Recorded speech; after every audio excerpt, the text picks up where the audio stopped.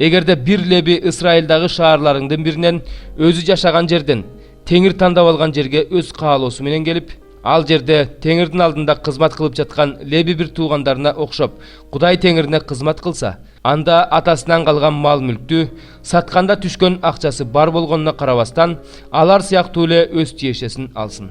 Кудай теңириң берип жаткан жерге барганда, ошол жердеги элдер кылган жийиркеничтүү иштерди кылба. Сенин элиңде уулун же кызын отко салгандар, көз ачыктар, төлгөөчүлөр, көз боочулар, бүбү бакчылар, эмчи домчулар, өлгөндөрдүн рухун чакыруучулар, сыйкырчылар, өлгөндөрдүн руху менен сүйлөшкөндөр болбосун. Анткени муну кылгандар теңирдин алдында жийиркеничтүү. Ошондуктан бул жийиркеничтүү иштер үчүн Кудай теңириң аларды сенин алдыңдан кууп чыгып жатат.